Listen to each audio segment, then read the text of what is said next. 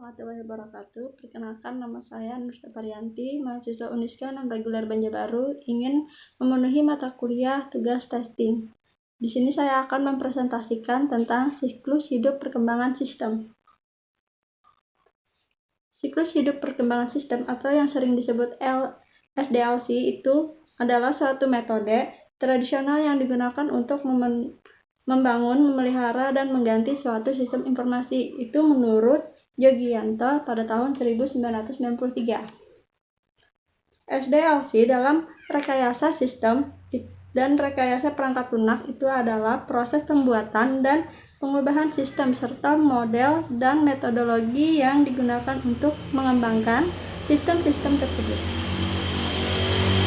Terus di sini ada perencanaan sistem. Perencanaan sistem itu adalah proses dasar memahami mengapa sistem informasi harus dibangun dan menentukan bagaimana tim proyek akan membangun sistem tersebut.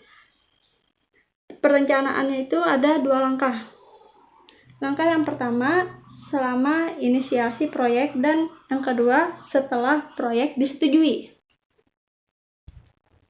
Terus ada analisis sistem. Analisis sistem adalah mendefinisikan kebutuhan atau persyaratan terkait sistem yang akan dikembangkan. Pada fase ini itu menjawab pertanyaan siapa pengguna sistem, apa yang disusun, apa yang sistem akan lakukan, kapan, dan di mana sistem akan diterapkan.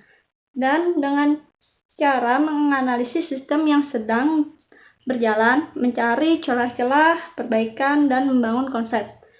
Untuk sistem yang baru itu ada 3 tahapan.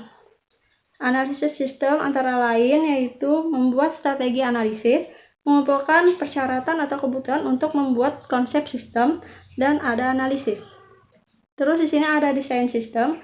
Tahap desain yaitu bagaimana sistem akan beroperasi dalam hal perangkat keras, perangkat lunak, dan jaringan infrastruktur, antarmuka pengguna, formulir dan laporan, dan program khusus database, dan file yang dibutuhkan. Tahap desain itu ada memiliki 4 langkah.